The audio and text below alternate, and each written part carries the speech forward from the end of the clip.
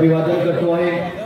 2 वर्ष 11 महिने 18 दिवस ज्या महान ग्रंथांच्या निर्मितीसाठी ज्या महामानवाने मेहनत घेतली, ज्या महामानवाच्या मेहनतीने जो संविधान रचलं, त्या संविधानाच्या आधारे देशातील संपूर्ण व्यवस्था चालतो आहे। ज्या राज्य घटनेमुळे न्यायालय चालतो आहे आणि या न्यायालयाच्या कर्माद्वारे दिनांक 18/12/2020 रोजी ज्या माननीय सर्वोच्च न्यायालयाने जो निर्णय दिलेला आहे, हा निर्णय आपल्या पाठीनं आहे। ज्या संविधानाच्या आधारे ही न्याय व्यवस्था चालतो आहे, त्या संविधानाचे शिल्पकार परमपूज्य डॉक्टर बाबासाहेब आंबेडकर यांना विनम्र अभिवादन करतो आहे। त्याचप्रमाणे आपल्या जमातीतील ब्रिटिश काळामध्ये असहकार चळवळीमध्ये जे शहीद झाले, तिम्या सहारे आणि जाम्या सहारे यांना सुद्धा विनम्र अभिवादन करतो आहे। आपल्या आदिवासी जमातीचे धर्मगुरू पहांदीपारी कुपारलिंगो आणि धर्म माता रायताळ जंगो यांना सुद्धा विनम्र अभिवादन करतो आहे। गोंडवाड्यातील संपूर्ण महामानव ज्यांनी आपल्या अस्तित्वाच्या लढ्यासाठी आपल्या प्राणाची आहुती दिली, अशा संपूर्ण महामानवांना विनम्र दंडवत प्रणाम करतो आहे। आजच्या कार्यक्रमाप्रसंगी व्यासपीठावर उपस्थित या कार्यक्रमाला अध्यक्ष म्हणून लाभलेले आदरणीय मानकर सर, आमचे ज्येष्ठ मार्गदर्शक पितृतुल्य आदरणीय मुरलीधरजी मानकर सर, आमचे मार्गदर्शक प्रभाकरजी नेवारे सर, आमच्या गडचिरोली जिल्ह्याचे अध्यक्ष आदरणीय विनायकजी वाघारे सर, तथा सन्माननीय आदरणीय माणसं तथा समोर बसलेली माझी मातृशक्ती आणि पितृशक्ती बंधूंनो, वेळ खूप झाली आहे, मला 4 वाजता निघायचं आहे। मी जास्त काय बोलणार नाही,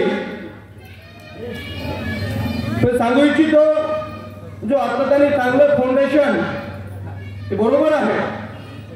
प्रत्येक कार्यकर्त्यांनी आपल्या समाजाच्या हितासाठी आवश्यक तेवढं कार्य केलेलं आहे। फाउंडेशन बनल्याशिवाय घर बनत नाही, मी सहमत आहे या गोष्टीला। ज्या काळात माहितीचा अधिकार नव्हता, त्या काळात सुद्धा अस्तित्वाच्या लढाईसाठी ज्या महावीरांनी, ज्या समाज बांधवांनी लढा दिला, आज लढा देता देता त्याचे स्वर्गवास झालं, परंतु न्याय अजून मिळालेला नाही। कारण ज्या काळामध्ये संविधानिक जी मागणी होती, ती संविधानिक मागणी आपल्या लक्षात आली नाही, कारण माहितीचा अधिकार त्यावेळेस आपल्या हातात नव्हता। अनेक अशा घटना आहेत ज्या इंदिरा गांधीच्या काळापासून मी सांगू शकतो, ज्या आपल्या समाज बांधवांनी इंदिरा गांधीला पत्र लिहून चुकीच्या मागण्या सुद्धा केलेल्या आहेत। आमच्याकडे पुरावे आहेत, पण तिथपर्यंत मी खोलात पोहोचणार नाही। अनेक चुका असे होतात, पूर्वीच्या काळी झाल्या असतील, परंतु परिस्थिती अशी होती की परिस्थितीला सावरून त्या ठिकाणी प्रत्येक कार्यकर्त्यांनी काम केलेलं आहे। त्याच्यामुळे कुणावरही टीका न ठेवता त्या समाज बांधवांनी आपलं कार्य केलं, त्यांना आत्मसन्मान देणं गरजेचं आहे। आजही जे कोणी कार्य करत आहेत त्यांच्याकडूनही टीका होत आहे, त्यांच्याकडूनही चुका होत आहेत, त्यांना टार्गेट नाही करायचं, जुन्या कार्यकर्त्यांना का टार्गेट करायचं, हे चुकीचं आहे। समाजामध्ये वावरत असताना प्रत्येक कार्यकर्ता हा समाजाच्या हितासाठीच कार्य करतो आहे। भलेही प्रत्येकाचे मार्ग वेगळे असतील, परंतु ध्येय एक असतं की समाजाला त्यांना न्याय मिळावा। असो बंधूंनो, नुकताच झालेल्या बहिष्कार या निवडणुकीबाबत याच्या आधी भाष्य झालेलं, आम्ही बोलणार नाही त्याविषयी, परंतु बहिष्कार हा अख्ख्या महाराष्ट्र राज्याला स्वीकारलेला होतं। त्याच्या माध्यमातून तळागाळापर्यंत आपले कार्यकर्ते प्रत्येक बांधवांच्या घरी गेले, सर्व लोक एकत्र आले, आपली संघटना मजबूत झाली। याचे दुष्परिणाम एक झालं, त्या बहिष्कारामुळे आज आपल्या भावामध्ये वादविवाद होत आहे, शोकांतिक आहे। ज्या बहिष्काराने समाजाला एकत्र घात आणलेलं होतं, जर आज बहिष्कार संपन्न झाला, निवडणुका संपल्यानंतरही समाजामध्ये तेढ निर्माण होत असेल, तर या बहिष्काराचा अर्थ काय, या संघटनेचा अर्थ काय, जर आपण आपल्याच बांधवांना सांगू शकत नसू। मी पहांदीपारी कुपारलिंगो यांनी जो संस्कृती रचली, त्याच्या आधारावर बोलणारा माणूस आहे। पहांदीपारी कुपारलिंगो हे धर्मगुरू ज्यांनी समाज जोडण्याचं काम केलं, त्याचा मी उपासक आहे। कुणाला राग आला तरी चालेल, माझ्यावर टीका केली तरी चालेल, पण परिस्थिती आणि वास्तविकता काय आहे याच्यावर बोलतो। मला कोणी टीका केलं तरी मान्य आहे, कारण माझे विचार प्रत्येकाला पटतील असं नाही, पण मी खोटं बोलणार नाही। जी वास्तविक बाब आहे ती बोलतोय। तर बंधूंनो, समाज जोडायचा असतं, तोडायचा नसतं। एक एक कार्यकर्ता, एक एक समाज बांधव जोडण्यासाठी अहोरात्र फिरलेले कार्यकर्ते या व्यासपीठावर बसले आहेत। आणि कुठेतरी आज ह्या निवडणुका संपल्या तरी पण आपल्यामध्ये वादविवादात्मक स्पर्धा सुरू आहे, ही शोकांतिका। समाज टिकणार नाही तर समाज फुटणार आहे या गोष्टीमधून। तर कुणीतरी माघार घ्यायला हवी। कुणाचं चुकलं असेल, कुणाचं बरोबर असेल, पण समाजाच्या हितासाठी त्यांनी एकोप्याने कार्य केलं पाहिजे, एकमतानं विचार केला पाहिजे आणि या विचारातून समाज घडवायला पाहिजे। पण असं होत नाहीये बऱ्याच ठिकाणी। माझ्या गावात बहिष्काराबाबत ज्या मिटिंग घेतल्या, माझाच परिवार माझ्या विरोधामध्ये उभं झालं, पण मी माझ्या परिवाराकडे पाहिलं नाही, समाजाकडे पाहिलं।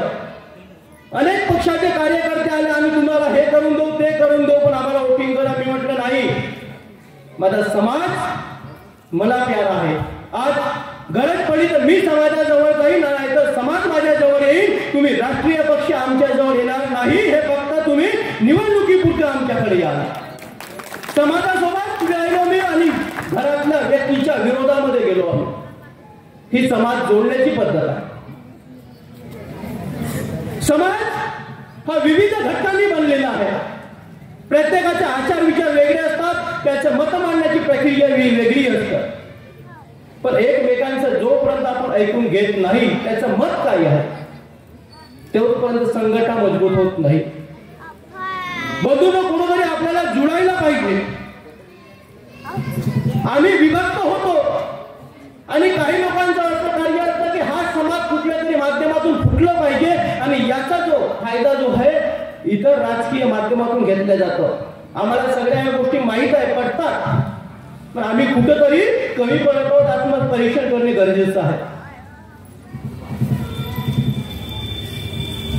असो, माझी विनंती आहे सगळ्यांना आणि व्यासपीठावर उपस्थित माझ्या संपूर्ण बांधवांना विनंती आहे की व्यासपीठावर बोलत असताना समाजामध्ये विघातक प्रमाण होऊ नये। समाजातल्या इथे बसलेल्या समाज बांधवांच्या मनात संभ्रम निर्माण होऊ नये, या पद्धतीने बोलावं।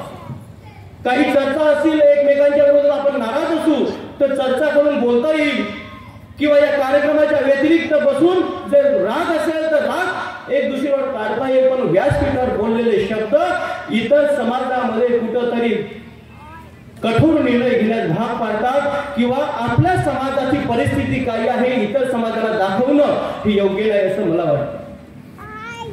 असो, बऱ्याच ठिकाणी सुरुवात करतो मी इथे गोवर्धन पूजेविषयी, सांस्कृतिक विषयाचं। न्यायालयीन प्रक्रियेवर बोलणार नाही कारण वेळ नाही राहिली। गोवर्धन आणि गोवर्धन पूजा सांगा।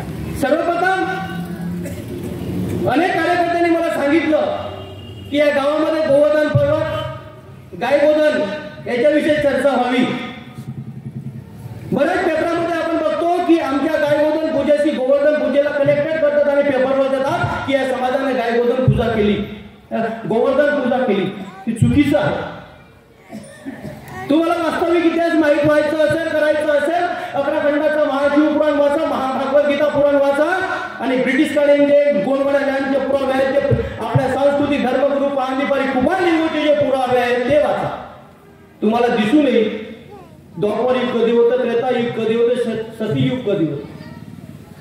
खूप मोठा इतिहास आहे। मी 10 मिनिटात हा पूर्ण करू शकत नाही, मला कमीत कमी 1.5 ते 2 तास पाहिजे।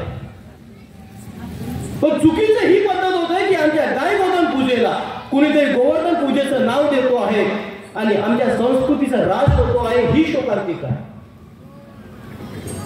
आपल्या धर्मगुरू पांडिपारी कुमारलिंगो हजारो वर्षाच्या आधी शंभूशेठ राजा, जो पंचखंड हा भारत देश व्हायच्या आधी जो पंचखंड होतो, त्या पंचखंडाचा धरतीचा राजा म्हणून शंभूशेठ होतो। आणि हा शंभूशेठ पांडिपारी कुमारलिंग यांचे गुरु होते। त्या काळामध्ये हे जी संपूर्ण व्यवस्था घडून आली होती. आता महाभागवत गीतेचं महाशिवपुराणचा विचार केलं. महाशिवपुराण म्हणतो की 5,40,000 वर्ष जेव्हा पूर्ण होतात तेव्हा सृष्टीचा विनाश होतो आहे, नवीन सृष्टी निर्माण होतो आहे. जीव जंतू मानव प्राणी या संपूर्ण जीवाची उत्पत्ती नव्यानं होतो आहे. संपूर्ण जीवांचा विनाश होतो. फक्त जिवंत असतो तो शंभू शेठ, ज्याला महादेव म्हणतात, मोठा देव, यांचा विनाश कधी होत नाही. हा 11 खंडाचा महाशिवपुराण म्हणतो आहे. मग विचार करा, जे शंभू शेठ चे 4, आता आम्ही कलियुगात जगत आहोत, म्हणजे 4 युग झाले. पण महापुराणाच्या अभ्यासानुसार, उल्लेखानुसार महाशिवपुराण म्हणतो आहे की शंभू शेठ यांचा विनाश कधी होत नाही. मग याचा अर्थ काय की त्यांचं अस्तित्व सतयुगाच्या आधी असावं.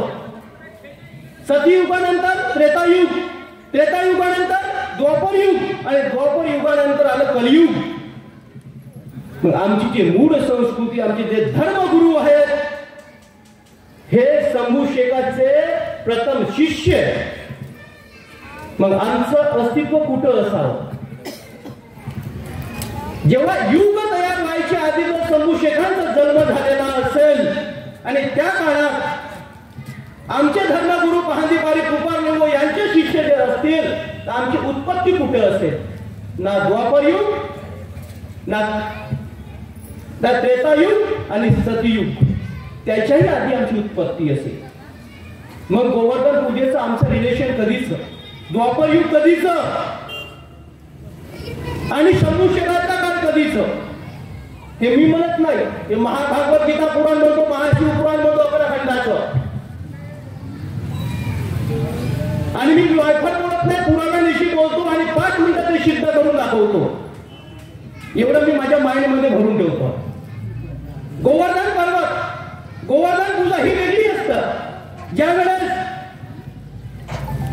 गोकुळामध्ये गोकुळवासियांनी इंद्राची पूजा करणे बंद केलं, त्या काळामध्ये इंद्रदेव जागावलं आणि त्याच काळामध्ये मेघांचा जो राजा, मेघांचा जो गण होता संवत्सर, या गणाला इंद्रदेवाने सांगितलं होतं की जा तू गोकुळात पाणी पाड. या लोकांनी माझं यज्ञ बंद पडलं, माझी पूजा करणे बंद पडलं. त्या गोकुळवासियाला एवढा घमंड चढला की त्यांना मला विसरलं केलं होतं. याचा बदला घेण्यासाठी इंद्रदेवाने तो पाणी पाडायला लावलं आणि 7 दिवस तो कंटिन्यू पाणी पाडलं. याला वाचवण्यासाठी, गोकुळवासियांना वाचवण्यासाठी कथेनुसार पर्वत उचललं, पर्वताखाली कृष्णाने पर्वत उचलला आणि त्याच्या खाली जनावर पिकले. त्या काळातले गोकुळातले जे जनावर होते, म्हातारे लोक होते, जे महिला होत्या, जे पुरुष होते, जे गोपिया होत्या, त्यांना संपूर्ण लोकांना त्या पर्वताच्या खाली घेतलं. शेवटी इंद्र त्रासला. त्याच्यानंतर त्याने पाणी पाडणं बंद केलं आणि जेव्हा तो संपूर्ण लोक त्या पाण्यापासून, त्या प्रकोपापासून वाचले, त्यानंतर त्यांनी कृष्णाची पूजा केली गोपींनी. पण हा जो भाग आहे महाभागवत गीता पुराणामध्ये, तुम्हाला या ठिकाणी फक्त गौरी, गवड्यानी हा शब्द मिळेल, गोवारी शब्द कुठंच मिळत नाही. वाचा महाभागवत गीता पुराण, जिथे गोवर्धन पर्वतांचा, गोवर्धन पूजेचा इतिहास लिहिलाय. त्या इतिहासामध्ये गौरी, गवड्यांचं हा नाव आहे, गोवारीचं नाव नाही. मग आम्ही म्हणजे गौडी का? खरंच आमचा संबंध गोवर्धन पूजेशी आहे का? हे तपासणे गरजेचं आहे. आणि तीळ मात्रही आपलं रिलेशन गोवर्धन पूजेशी नाही. या विषयावर भले तुम्ही माझ्यावर टीका करा, पण ही वास्तविक बाब धर्मशास्त्रानुसार मी 5 मिनिटात सिद्ध करून दाखवतो. मी वायफळ बोलत नाही, प्रमाणबद्ध बोलतो, खोटं बोलत नाही. ही जी संस्कृती आहे, ही आपण आजपर्यंत जी वास्तविक बाब आहे कुणालाच सांगितलं आहे. आम्ही ढालीची पूजा करतो. महाराष्ट्र फिरलो, तेलंगणा फिरलो, मध्य प्रदेश फिरलो, ढालीचा सांस्कृतिक इतिहास सांगण्याचं कोणीही धाडस केलं नाही. 90-95 वर्षाच्या व्यक्तीला विचारलं समाजात की ढाल कुठून आली? भूतबाधेच्या वायफळ गोष्टींनी आमचं कान भरलं गेलं. भूत आलं, असं झालं, मग तसं झालं, स्वप्नात आली, चुकीचं. ज्या वेळेस समाजामध्ये अराजकता निर्माण झालेली होती प्राचीन काळामध्ये, ज्या काळामध्ये नाती-गोती नव्हती, बंधुभाव नव्हता, बहीण भावाचं नातं नव्हतं, आई वडिलांचं नातं नव्हतं, त्या काळात जी पुत्र संतान जन्माला आली होती ती अपंग आली. कोणाच्या घरामध्ये बुद्धिहीन व्यक्ती असेल तर बुद्धिहीन संतान जन्माला आली.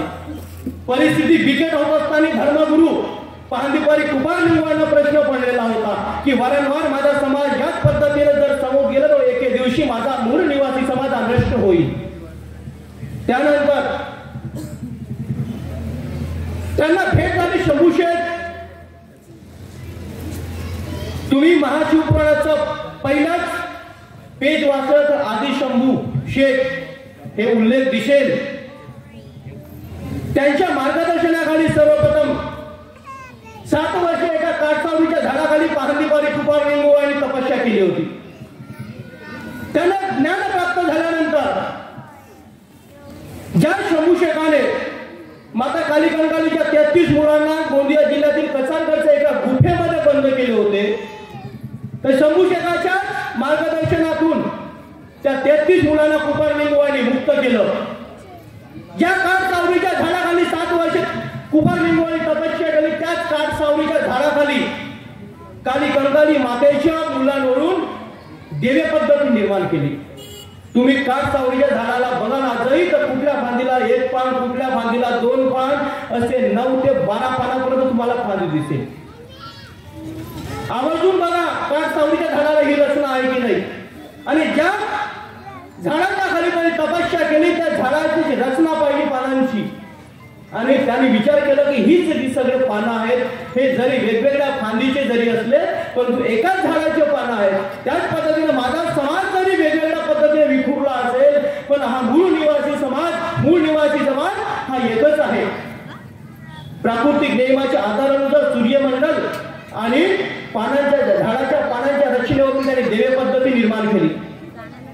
आज तुम्ही 5 देव 6 देव 7 देव म्हणत आहोत, ही कुठून आलं? पाहंदीपारी कुमार लिंगवांनी त्या काटसावरीच्या झाडाखाली माता काली कंकालीच्या मुलांवरून तयार केलेली व्यवस्था होईल. जसं मी नेवारी आहे, माझ्याकडे कुठं प्राचीन काळामध्ये 7 लोक आले असतील जे कुमार लिंगो यांचे शिष्य होते आणि माता काली कंकालीचे पुत्र होते. नेवारे परिवारात कुठेतरी आला असेल, त्यांनी दीक्षा दिली, शिक्षण दिले की जीवन कसं जगायचं, विवाह पद्धती काय, नाती गोती काय. त्या 7 शिष्यांनी माझ्या परिवारात शिक्षण दिलं असावं आणि म्हणून त्या शिष्यांना आम्ही देव मानलं. आणि तांदळाच्या मुठीने मी 7 मुठी जेव्हा धार्मिक विधीच्या वेळेस मांडत आहोत ती आहे पाहंदीपारी कुमार लिंगोने निर्माण केलेली देवे पद्धती. म्हणून आम्ही 7 देव 6 देव 5 देव झालो आहोत. बऱ्याच लोकांना माहित नाही की आपले देवे कुठून आले आहेत. आपल्याला 6 किंवा 7 देव हेच माहित असतील, पण बंधूंनो 3 देवांपासून ते 7 देवांपर्यंत आजही देवे पद्धती आपल्या जमातीमध्ये प्रचलित आहेत.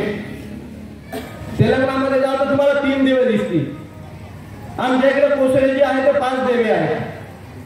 अशा अनेक बाबी आहेत, सांस्कृतिक बाबी.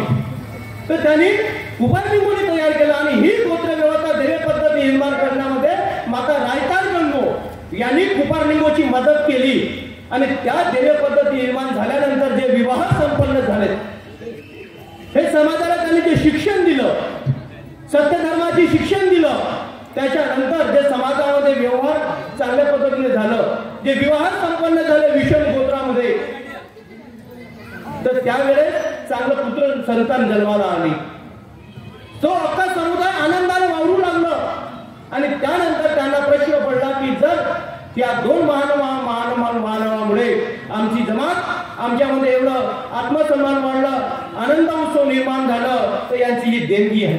म्हणून त्याच काटसावरीच्या झाडाखाली त्या प्राचीन काळामध्ये 2 ढाले निर्माण करण्यात आलेल्या होते.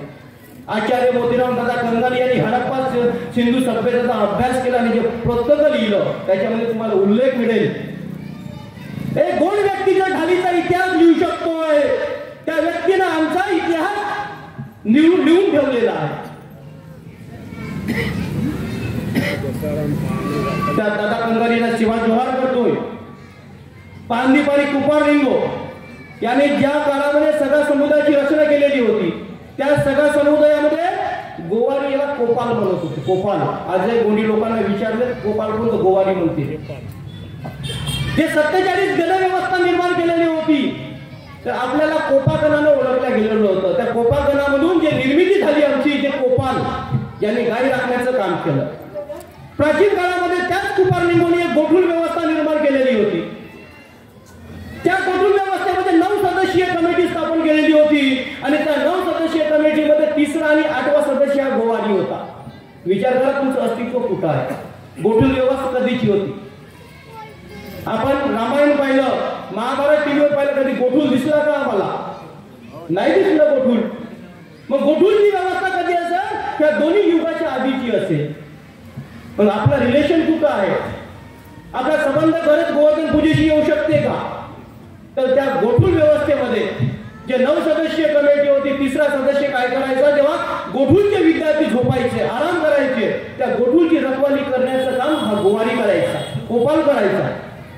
8वा सदस्य होता नार कोपाल. नार म्हणजे तो ग्राम.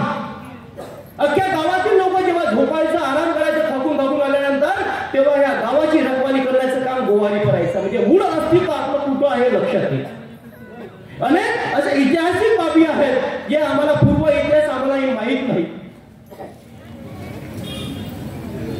ज्या गाय गोवर्धन पूजा आम्ही करत आहोत, आम्ही आमच्या पूजेला गोवर्धन पूजेचं नाव दिलं जातं.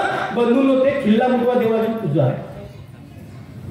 खिल्ला मुटवा शक्यतो आकडावर त्याची स्थापना केली जाते का की जनावरांचे डॉक्टर होते प्राचीन काळामध्ये. गोवारी जमातीचे मूळ पुरुष म्हणजे खिल्ला मुटवा. प्राचीन काळामध्ये ते डॉक्टर होते आणि जो आमचा व्यक्ती गाई चारायला न्यायचे त्याचे जनावर आजारी पडायचे त्यावेळेस जडीबुटीच्या माध्यमातून खिल्ला मुटवा आमचे जे पूर्वज होते हे औषध उपचार करून बरे करायचे. म्हणून त्या आपल्या गायकी व्यक्तीनं त्याची स्थापना आकडावर केली आणि त्याच काळापासून आमचं गाय गोवर्धन करण्याची पूजा त्याला पूजण्याची प्रथा ही दिवाळीला पडली आणि म्हणून त्या आकडावर आम्ही गाय गोवर्धन बांधतो आणि खिल्ला मुटवा देवाची पूजा करतो.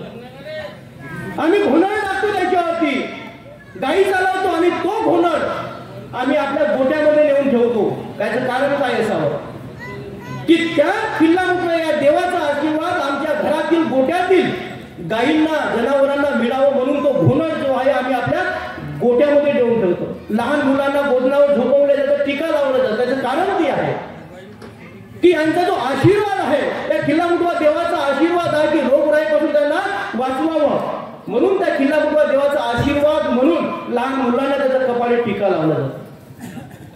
आपल्यामध्ये बरेच अशी देवे आहेत आपल्याला माहिती नाही. दुला देव आहे आपल्यामध्ये, भूषण देव आहे, खोडे खोडवान आहे. प्राचीन काळामध्ये जे खोडे खोडवान आज आम्ही म्हणतो आहे त्याला गोंडी भाषेमध्ये कोळापेन म्हणतात. कोळापेन म्हणजे घोड्यावर बसलेला व्यक्ती जो समाजाचं अख्ख्या मानव वंशाचं जो रक्षण करीत होतं त्याला खोडे खोडवान म्हटलं गेलं होतं. म्हणजे घोड्यावर पासून रक्षण करणारा देव म्हणजे पेन आणि कोळा म्हणजे घोडा.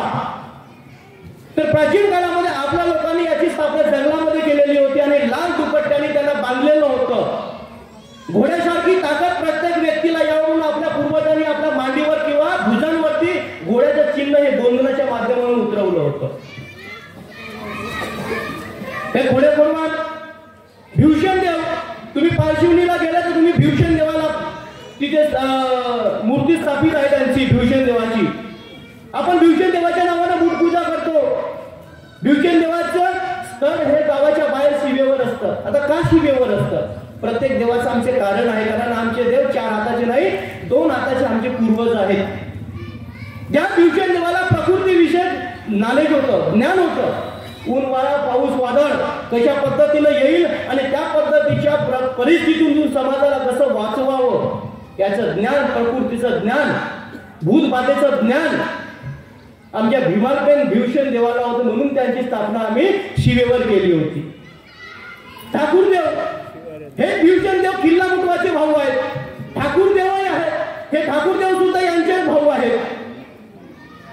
या आम्ही चूर्ण्याच्या वेळेस चूर्णा करायच्या वेळेस पळसाची फांदी किंवा मोहाची फांदी हे डेरे काढतो आहोत चूर्ण्याच्या वेळेस आणि त्याची विधिवत पूजा करतो त्या फांदीची, तेच ठाकूर देवाची पूजा आहे. बरेचदा आपल्याला माहित नाही की ठाकूर देवाचं काम काय. ठाकूर देवाचं काम हे की शेतीविषयक त्यांना ज्ञान होतं.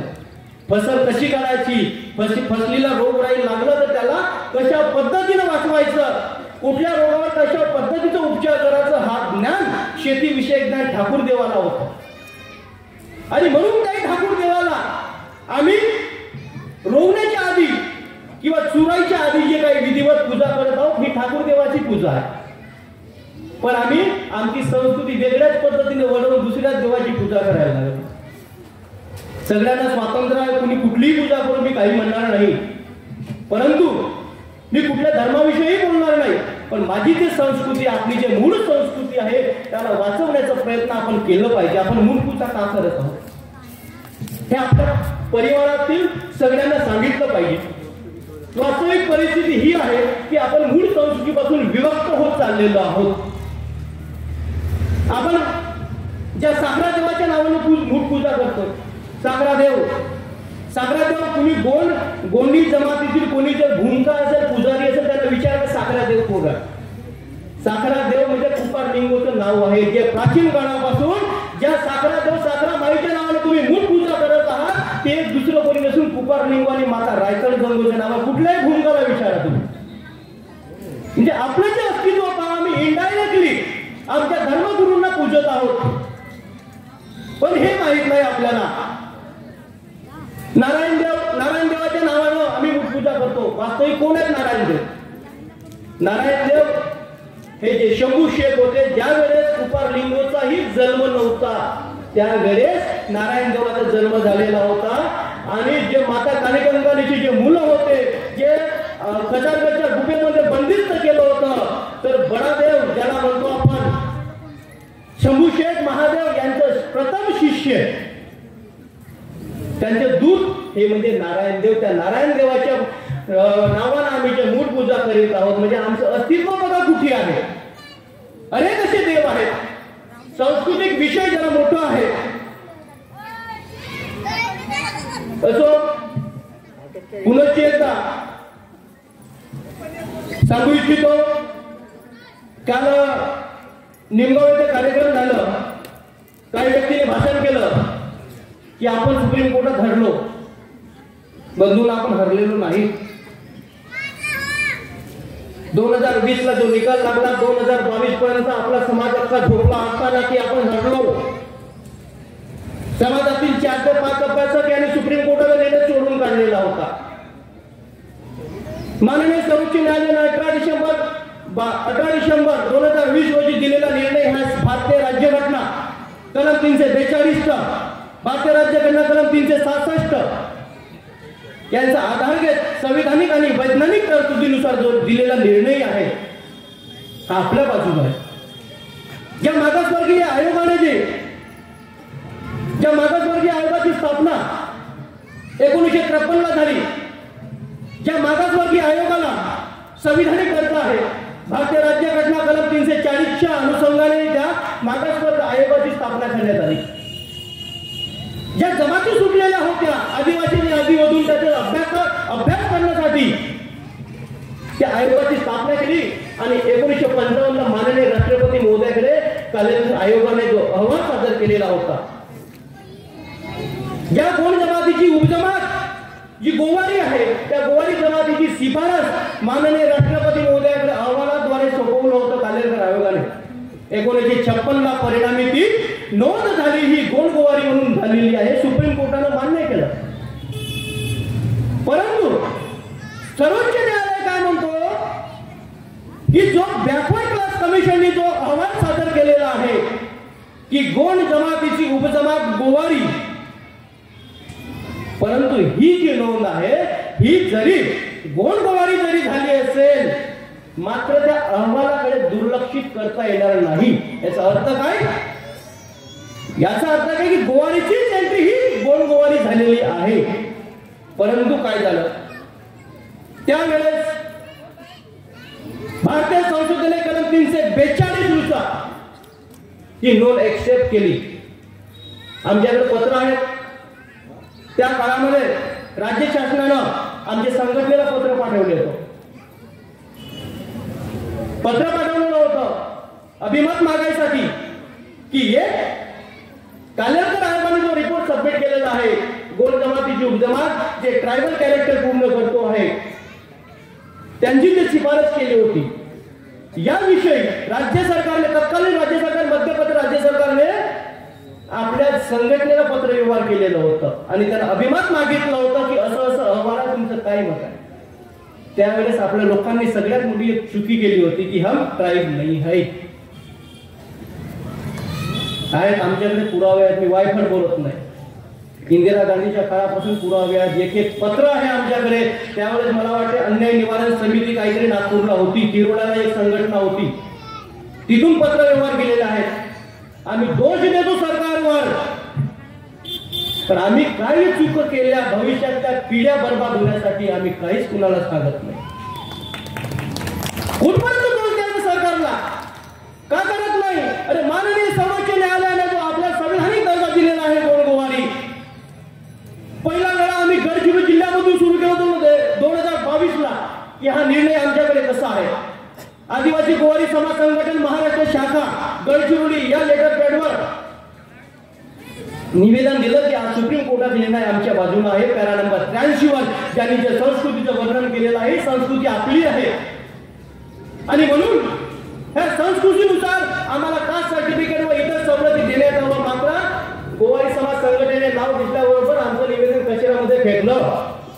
आमच्या जिल्हाध्यक्ष यांना विचार त्याचा रिमार्क अजून आलेला नाही. आम्ही पुन्हा अभ्यास केला आणि साधं एका कागदावर लिहिलं, गोंड गोवारी संस्कृती मंडळ कल्याण व विकास मंडळ असं एक साधं लिहिलं होतं, त्याच्यावर दिलं. तर तो पत्र आमचा मंत्रालयापर्यंत गेला, त्याचं पॉझिटिव्ह उत्तर आमच्याकडे आलं. त्यावेळेस आम्ही ओळखलं की संविधानिक हा शब्द वापरल्याने त्या सुप्रीम कोर्टाच्या निर्णयाचा कसा लाभ घेऊ शकतो आपण. आणि म्हणून त्याच काळापासून स्टेप बाय स्टेप आम्ही आंदोलन करत गेलो. आपलं सगळ्यांना माहित आहे, धरणे आंदोलन असतील, आमदारांना घेराव आंदोलन असेल, प्रत्येकाला निवेदन, कलेक्टरला निवेदन देणं असेल, तहसील लेवलवरून निवेदन देणं असेल, असे सगळे केलं. आणि शेवटचा पर्याय होता तो उपोषण. स्मारकावर बैठक घेतली आणि त्या ठिकाणी ठरलं की आता या पद्धतीचं सरकार जर लक्ष देत नसेल तर आपल्याला उपोषण करावं लागेल. आणि आमच्या 3 बांधवांनी त्या उपोषणाला बसण्याची इच्छा दर्शवली आणि प्रथम 17 आणि नंतर 13 दिवस आपल्या जीवाची पर्वा न करता सर्वांच्या न्याय व हक्कासाठी जे 3 महामानव बसलेत, ते माझ्या 3ही भावांना सेवा जोहार करतोय. बंधूंनो, हा जो लढा आहे तर 2003चा जो कायदा झालेला आहे, कुमारी माधुरी पाटील 1994-95 जो जजमेंट लागलेला माननीय सर्वोच्च न्यायालयाने जजमेंट दिलेला आहे. काय आहे जजमेंट? की एखादी समाज, एखादी व्यक्ती हा आदिवासी कसा, तर या कामासाठी एन्थ्रोपॉलॉजी स्टडी, एथनोग्राफिक स्टडी आणि सोशियल स्टडीचा आधार घेत ते जर निकष पूर्ण करत असेल तो व्यक्ती किंवा तो समाज हा आदिवासी. आणि हेच प्रकरण झालं 2003चा 2003चा जो व्हॅलिडिटी आणि कास्ट सर्टिफिकेट देण्यासंदर्भात जो कायदा निर्माण झालेला, तयार झालेला आहे, कायद्यामध्ये तोच उल्लेख आहे. जर एखादी व्यक्ती, एखादी समाज आदिवासी तो सिद्ध करायचा असेल तर एन्थ्रोपॉलॉजी सर्वे, एन्थ्रोपॉलॉजी स्टडी, एथनोग्राफिक स्टडी, सोशियल स्टडीचे आधारे त्याला ते निकष पूर्ण करावे लागतील. आणि माननीय सर्वोच्च न्यायालय 18 डिसेंबर 2020 या निर्णयातील पॅरा नंबर 83 मध्ये स्पष्ट उल्लेख केलेला आहे की गोंड गोवारी कोड याच्यासाठी एन्थ्रोपॉलॉजी सर्वे ऑफ इंडियाचं शेड्यूल ट्रब ही महाराष्ट्र शासनाची पुस्तक, पीपल ऑफ इंडियाचा संदर्भ, एथनोग्राफिक नोट्स, जे एथनोग्राफिक नोट्स मध्ये the surname of Gond Gowari काय लिहिलं आहे. नेवारे ठाकरे चौधरी राऊत यांना गोंड गोवारी स्वतः सरकार म्हणतो आहे. एन्थ्रोपॉलॉजी स्टडी जो माणसाच्या केसांपासून नखांपर्यंत संपूर्ण अवयवाचा अभ्यास करतो, त्या एन्थ्रोपॉलॉजी सर्वेअरनं गोंड गोवारी कोण, ते जे लोक ढाल पूजत आहेत, ज्या जमातीमध्ये, ज्या गोवारी जमातीमध्ये ढाल संस्कृती आहे, जे दिवाळीला नाचतात, जे त्यांच्या आराध्य देवात वाघोबा नागोबा आहे, त्या ज्या जमातीमध्ये जात पंचायतांच्या प्रमुखाला शेंड्या म्हणतात, अशा विविध धर्मापासून तर मृत्यूपर्यंतचे संपूर्ण केलेला आहे आणि तो संदर्भ माननीय सर्वोच्च न्यायालयानं आपल्या जजमेंटमध्ये केलेला आहे. मग जेव्हा सर्वोच्च न्यायालय म्हणतो आहे की ढाल पूजणारे गोविंदवाडी, मग आम्ही कोण होतो नाही म्हणणार. आम्हाला फक्त सवलत पाहिजे. आम्ही काल असावं 1985 पर्यंत आम्ही सवलती घेतल्या नाही, नोकरीवर लागले नाही, तेव्हा लाज नव्हती. पण आज आम्ही गोविंदवाडी म्हणायला लाजतो आणि हेही सांगतो बंधूंनो, स्पेशल गोवारी ट्राईब किती पिढ्या गेल्या तरी नाही करू शकत. कारण माननीय सर्वोच्च न्यायालयाने जो निर्णय दिला 2020 हा 2 वर्षानंतर कायदा बनतो. या कायद्याच्या विरुद्ध संसद सुद्धा जाऊ शकत नाही, राज्य सरकार जाऊ शकत नाही, केंद्र सरकार जाऊ शकत नाही, NCST आयोग सुद्धा जाऊ शकत नाही, RGI सुद्धा जाऊ शकत नाही. मग या सर्वोच्च न्यायालयाने आपल्याला दरवाजे उघडून दिलेले आहेत की हे ढाल संस्कृती करणारे गोंडगोवारी आहेत, मग त्याचा स्वीकार करायला आपण काम मागे पुढे पाहतो. अरे किती पिढ्या बर्बाद झाल्या या हेकरपणामुळे. ज्या सर्वोच्च न्यायालयाने 2 वर्षात कायदा बनलेला आहे, आम्हाला दरवाजे उघडून दिलेले की या आम्ही दरवाजे उघडून दिलेले, तुम्हाला न्याय पाहिजे तर या मार्गाने जा. पण आजही आपले लोक हेकर मानाने आहेत, हमें ये मंजूर नाही. भले पिढ्या बर्बाद झाल्या तरी चालेल. शोकांतिका आहे. तर हा जजमेंट आता नुकताच 21 नोव्हेंबर 2024 ला एक केस लागली होती माननीय सर्वोच्च न्यायालयामध्ये. बबन लसवंते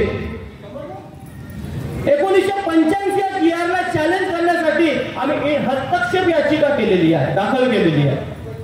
काल निमगावच्या कार्यक्रमामध्ये कोणीतरी म्हटलं की हे कोणी खोटे बोलतात, याची काही याचिका बिचिका टाकलेली नाही, पिटिशन टाकलेली नाही. मला वाटते चचाने सर, माधव चचाने सर, अख्ख्या ग्रुपवर सुप्रीम कोर्टाचं जे स्टेटस आहे ते स्टेटस टाकण्याचं काम केलं. वारंवार घोषणा केली जात आहे की हे हस्तक्षेप याचिका हे बबन लसवंतेच्या केसमध्ये आपण का टाकलेली आहे की माननीय सर्वोच्च न्यायालयाने जरी 1985 या अटेम्प्ट केलेला आहे, परंतु त्या 85च्या GR मध्ये सांस्कृतिक माहिती दिलेली नाही.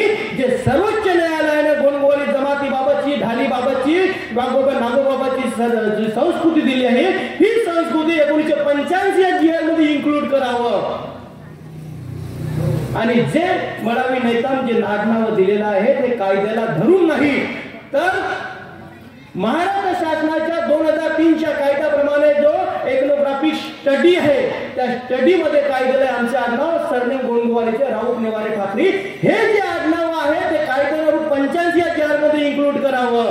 या अशा विविध मागण्यांसाठी बबन लसवंतेच्या केसमध्ये आम्ही इंटरव्हेन्शन केलेलं आहे आणि ती केस 2 आठवडे समोर ढकलण्यात आली आणि मला वाटते 12व्या महिन्याच्या 10 तारखेला हेअरिंग आहे.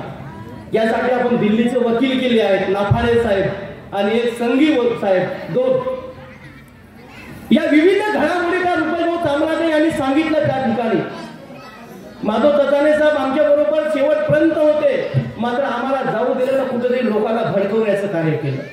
तर मी म्हणतो एक व्यक्ती जर समाजाला भडकवण्याचं काम करत असेल तर हा समाज टिकेल का? आज समाजाला एकत्र येण्याचं काम आहे, आपली ताकद दाखवण्याची काम असताना सुद्धा आपलेच लोक जर आपल्या समाजाच्या लोकांना भडकवत असतील तर समाज तुटणार नाही तर काय? चुका तर सगळ्याकडून होत असतात. अरे राजकीय लोक एका वेळेस राजकारणापुरतं एकमेकाच्या विरोधात बोलतात, निवडणुका झाल्या की एका ताटामध्ये जेवण करतात. आम्ही पाहिलेलं आहे या गोष्टी. जर राजकारणी लोकांना हे भेदभाव नाही आहे, मग आपणच आपल्या जमातीमध्ये आपल्याच भावांसोबत भेदभाव का करावा? चुका झाल्या असतील, कठीण चुका, कठोर चुका झालेल्या आहेत, आम्ही मान्य करतो, परंतु त्या चुका माफ करण्यालायक सुद्धा नाही आहेत. परंतु समाजाच्या संरक्षण हितासाठी त्याचंही कार्य करावं लागेल, चर्चा करावं लागेल, बोलावं लागेल. आणि समाजाला जे चुकीच्या माध्यमातून जे मार्गदर्शन होत असेल की समाजाची केस नाही आहे, पैसा जमा करत आहेत, अरे 50-50 हजार लोक कर्मचारी त्या केससाठी निधी देत आहेत.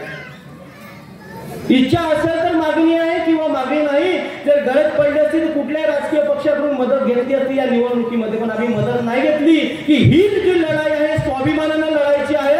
आम्ही कोणाकडून 1 रुपयाही मागणार नाही. गरज पडली, मी शब्द दिला होता का माझी मी 2 व्हीलर विकून टाकेन, पण या केसला आर्थिक मदत करून कोणाकडून पैसे घेणार नाही. प्रत्येक बांधवांमध्ये या पद्धतीची जर जागृती निर्माण झाली तर भविष्यात न्याय जो आहे हा आपल्याला मिळाल्याशिवाय राहणार नाही. पुनश्च एकदा आपण सगळ्या बांधवांना सांगू इच्छितो की एकमेकांचा तिरस्कार विरोध सोडून समाज आपला कसा टिकेल, समाजाच्या चुका कुठेतरी आपण काय प्रमाणात माफही केल्या पाहिजेत. जर कठोर चुका असतील तर त्यांना समजावूनही सांगितल्या पाहिजेत. आमचे राजकीय अस्तित्व कुठेच नाही आहे. आमचा स्वतः आमदार विधानसभेत कुठला आमदार आमचा मुद्दा नाही मांडू शकत, तर संसदेमध्ये मुद्दा मांडणारा कोण? पुनश्च आमच्या काही संघटना कामाच्या गोष्टी करतात, पुन्हा शिफारशीची गोष्टी करतात. 25 आमदार आमच्या विरोधामध्ये खडे बोर्ड उभे असताना अख्ख्या महाराष्ट्रातून जेव्हा शिफारसच राज्यात सेंट्रलमध्ये जाऊ देत नाही तर तो तर केंद्र होईल. संसदेमध्ये मुद्दा मांडायला आमचा आहे का कोणी मायकाला? म्हणून जे दरवाजे सुप्रीम कोर्टाने उघडून दिलेला आहे त्या दरवाजानुसार आपण शिरावं आणि आपल्या भविष्यातील पिढीसाठी न्यायासाठी लढावं एवढं बोलतोय.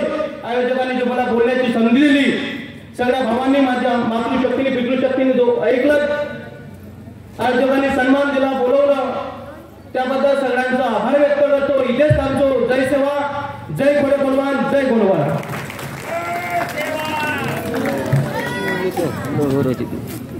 धन्यवाद डॉक्टर साहेब.